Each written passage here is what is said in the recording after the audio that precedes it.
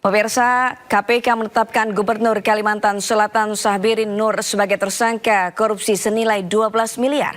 Hingga saat ini, keberadaan gubernur yang disebut dengan kode Paman Birin itu belum diketahui dan tidak menutup kemungkinan bisa ditetapkan sebagai DPO.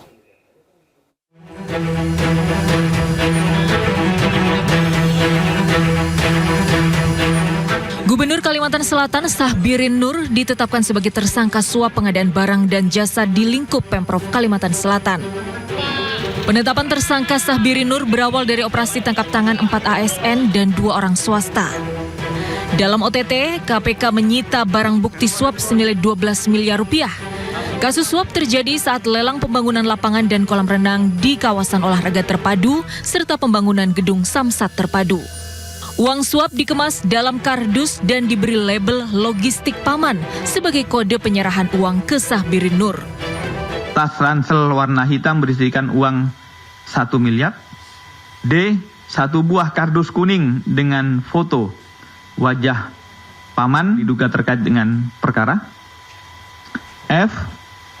2 lembar posit berwarna kuning bertuliskan logistik Paman. Meski telah ditetapkan sebagai tersangka, Syahbirin Nur belum diketahui keberadaannya. Jika mangkir pemanggilan KPK hingga batas hari ini, KPK membuka opsi menetapkan Paman Birin sebagai DPO. Sebelumnya 2 hari berturut-turut, KPK menggeledah ruang kerja dan rumah pribadi Syahbirin Nur.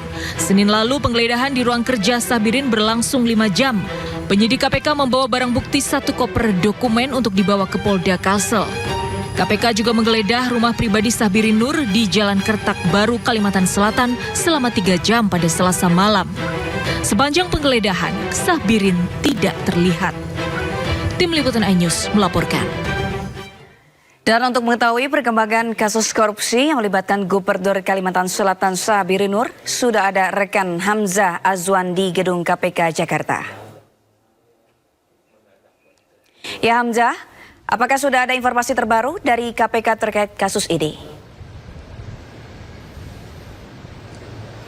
Ya, baik Sabrina dan juga pemirsa, Komisi Pemberantasan Korupsi telah menetapkan Gubernur Kalimantan Selatan Syahbirin Nur sebagai tersangka kasus pembangunan infrastruktur yang terjadi di lingkungan pemerintahan Provinsi Kalimantan Selatan. Syahbirin ditetapkan sebagai tersangka walaupun tidak menjadi salah satu tersangka yang ditangkap dalam operasi OTT yang dilakukan oleh Komisi Pemberantasan Korupsi pada 6 Oktober lalu. Dan terkait upaya sebelumnya Komisi Pemberantasan Korupsi melalui Wakil Ketua KPK Nurul Gufron sebelumnya sudah melakukan konferensi pers terkait akan melakukan pemanggilan kepada Gubernur Kalimantan Selatan Syahbirin Nur atau yang akrab disapa sebagai Paman Birin. Namun jika Syahbirin Nur tidak memenuhi panggilan KPK, pihak KPK akan menetapkan Syahbirin Nur Gubernur Kalimantan Selatan sebagai DPO atau daftar pencarian orang.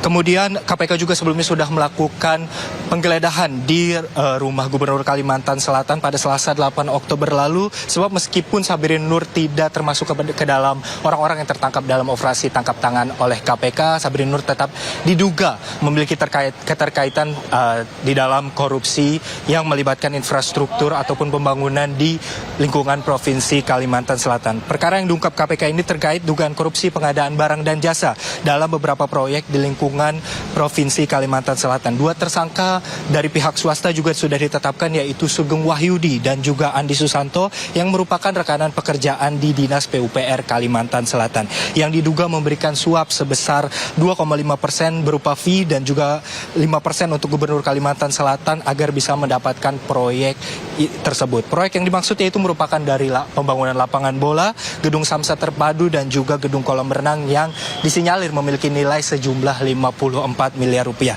Dalam operasi tangkap tangan ini juga Komisi Pemberantasan Korupsi telah menetapkan 6 tersangka yang ditangkap dalam operasi tangkap tangan sebelumnya yang terdiri dari 4 orang ASN Kalimantan Selatan dan 2 dari pihak swasta. Yang pertama yaitu Kepala Dinas PUPR Kalimantan Selatan Ahmad Solhan, yang kedua Kepala Bidang Cipta Karya Yulianti Erlina, yang ketiga Pengurus Rumah Tahfiz Darussalam yaitu Ahmad, yang keempat PLT Kepala Bagian Rumah Tangga Gubernur Kalimantan Selatan yaitu Agustia Febri Andi. Andrian. Dan juga yang sudah saya sebutkan sebelumnya, ada terdapat 2 orang dari pihak swasta yang memberikan fee ataupun pemberian kepada Gubernur Kalimantan Selatan untuk mendapatkan proyeknya, yaitu Sugeng Wahyudi dan Andi Susanto yang juga sudah ditangkap oleh KPK dalam operasi tangkap tangan yang terjadi pada 6 Oktober lalu. Sabrina.